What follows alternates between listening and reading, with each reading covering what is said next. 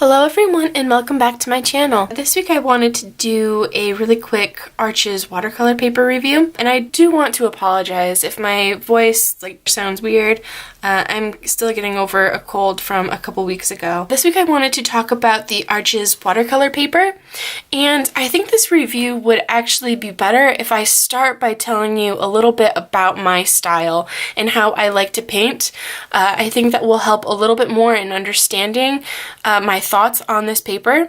Now, I'm someone who likes to work in a lot of glazes, easily 8 or more layers in some areas. I like to very slowly build up values. I like to let my paper dry in between layers and add a wet layer on top of the dry paper, wipe off my brush, and blend out. That is how I find it easiest to work in the style that I like.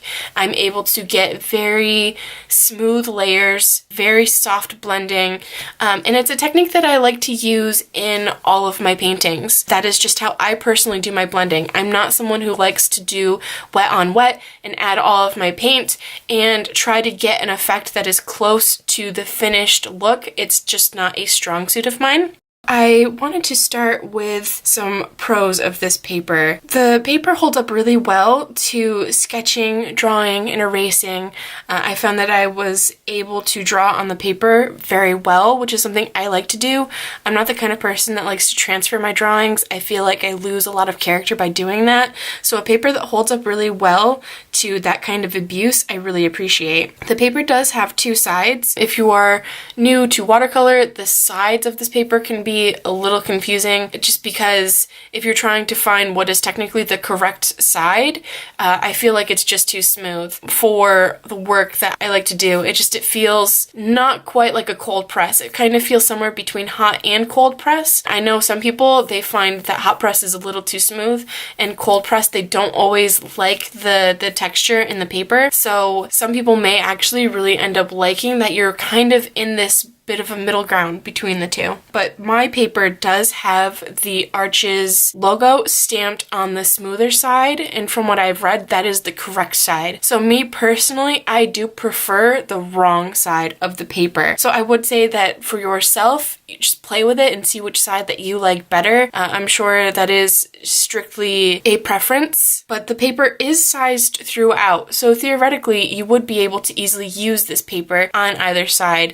You could bind it into a book or something like that, like your own sketchbook, and you could use both sides. I know for finished pieces, I just happen to prefer what I'm assuming is the incorrect side. Also, another thing that you should keep in mind with this paper is that it's, from what I've read, it's like the only paper that is sized with gelatin, which is an animal byproduct. So if you are someone who likes to use vegan-friendly products, this would not be the paper for you. But like I said, it is sized throughout with that gelatin, and I know for a lot of people, they find that that creates a superior work surface for the styles that they use. So that's just something to keep in mind. The paper does handle really well with wet on wet. I find that it's easier for your paint to blend and work more beautifully if you keep the paper wet. That is not a way that I like to work though, so for me, I find that a little problematic. I noticed a lot of the times with me trying to put down a layer, or to put down a glaze rather, that's probably the more correct way of saying it. I would put down some paint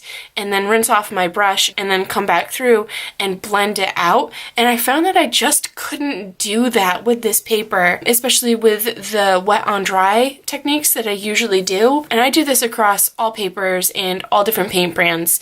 And for whatever reason, I just couldn't get that to work on this paper. I found that to be really difficult. I will say that some paints do work better than others. For example, M. Graham, I found to be one of those paints that as soon as I laid it down, didn't matter how quickly I could go back from wiping my brush off to over to my painting, I always had a harsh line. I could not get it to do a really nice, even blend the way that I wanted to, doing a wet on dry. And like I said, that's a technique that I use all the time. I know it works. I know how quickly I have to work in order to do that, and I just could not get it to work on this paper, which I found to be kind of frustrating.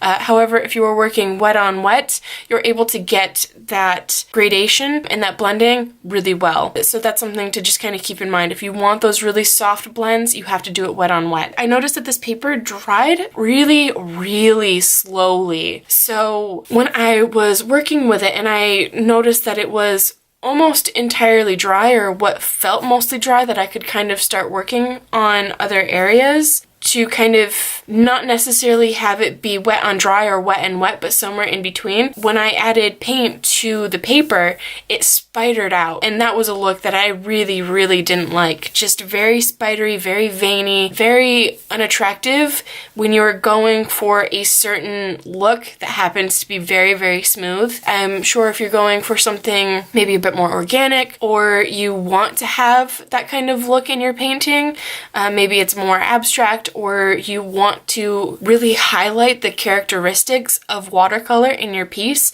you might really love that. It wasn't something that I liked, and I did find it kind of difficult to control. I did notice that this paper did have a tendency to kind of bend and warp and have little divots when I was working with it. Again, wet on wet, like if you're wetting the whole page, it does stay kind of uniform. It's not like you get all of these buckles in the paper, but when you're working on it, you do get kind of this little well in your paper from the area that you're working on. Again, this could just be how I work, but I'm hoping that these reviews are helpful to the people who work in a similar fashion that I do, and that is a more realistic way. Lots of glazes, lots of layering, lots of small details. So for that, I noticed that eventually I had this kind of divot in my paper, so I found that to be kind of difficult, and that happened even when I tried to tape my paper down. I haven't tried to stretch my paper. That's just not something that honestly I have any interest in doing. So if I come across a paper that would probably work better with doing that, then it's not really at the top of my list. I noticed that when laying down paint and even in layers following it, the paper can have the look of being overworked. And by that, I mean it looks granulated. It looks like it's pilling. It dries smooth and flat in an even wash. I know some papers do this, but for me, I don't like that because I don't know if I'm actually overworking the paper or if it's just a characteristic of the paper. I know this is a high quality one. I know it's at the upper end in price point and stuff like that. But for me, I didn't like that overworked look, even if it did go away. It just made me not feel as free and as able to do the amount of detail that I wanted to in those layers without feeling like I was ruining it. When it comes to doing your glazes and all of your detail work, I really just thought that it wasn't the best paper for my particular style. I felt like it took too long between layers. I thought it dried, or the hard lines in your glazes dried too quickly to get a nice look. So I would say that if you are someone who likes those kind of hard line looks in your paintings or illustrations, I know that's a really popular look. I know a lot of people, they like to see each individual glaze and they just keep adding more layers on top of it. So it has almost this topographical map look to it and how they lay down their paint. If you are someone who likes that look, this is amazing paper for that. If you work wet on wet and then just add very specific details after that you're not blending out, it's great for that as well. If you're someone who works like I do, where you add paint to the paper and blend it out, this isn't great. And that's just how I like to work with my glazes. I like them to be smooth. So my final thoughts on this paper is that for me, I think it's just too expensive. And if I loved it, I would pay for it, but I also feel like I have papers that I love that are half the cost, or a little bit more than half the cost of this paper. So for me, it doesn't make sense to spend that much more on this paper when it doesn't work for the techniques that I like to use, when I could spend almost half the cost and get a paper that I feel is just as amazing in terms of how it handles watercolor as a whole, but it allows me to do the techniques that I like better. I guess overall, I just didn't love this paper. I expected a little bit more from it. I expected to have a longer working time on my pieces and on the layers. I expected it to handle as good or better than some of the cheaper papers that I've tried. Like the techniques that I like to use, I can use on the Fabriano Artistico paper. That's probably my favorite paper.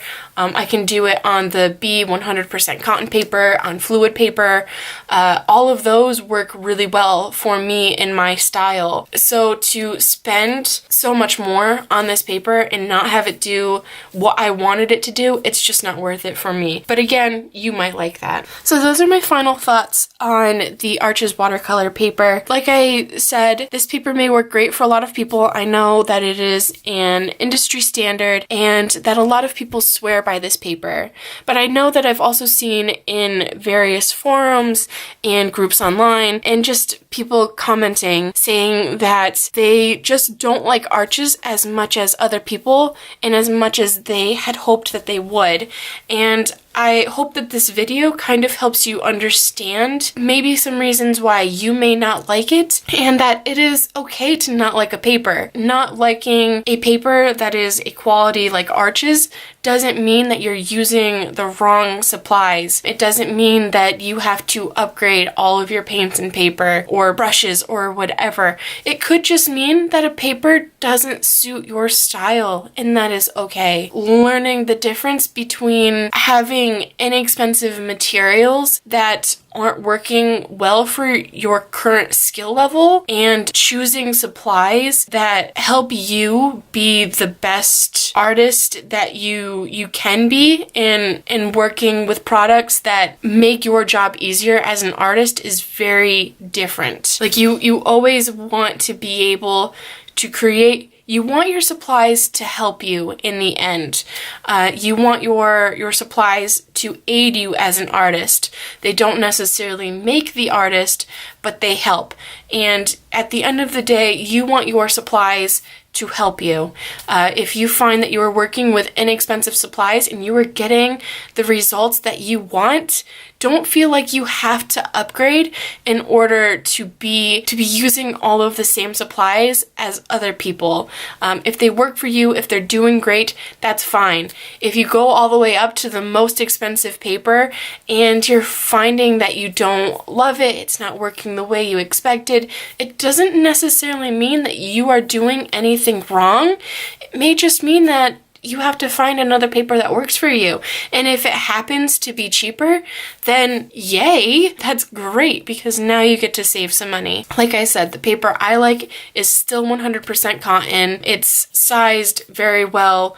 It's still a paper that is probably middle of the road in terms of price. And for me, it's just nice because I'm saving a little bit of money every time I buy paper, because it just so happens that the high quality paper, at least in my opinion, that I use is cheaper than this one. So that is what I appreciate. That is really my thoughts for this paper. If you have any more questions, feel free to leave them down below. I would be happy to answer them. If you have another paper that you really love, or if you happen to really love this paper, feel free to talk about it down below. I'd love to hear about the papers that you like, or the styles that you do, or just if this paper works really well for you. I'd love to hear maybe your thoughts on it and why you love it so much. Perhaps there are just some things that I haven't tried with this paper that I should, but I can feel my voice going.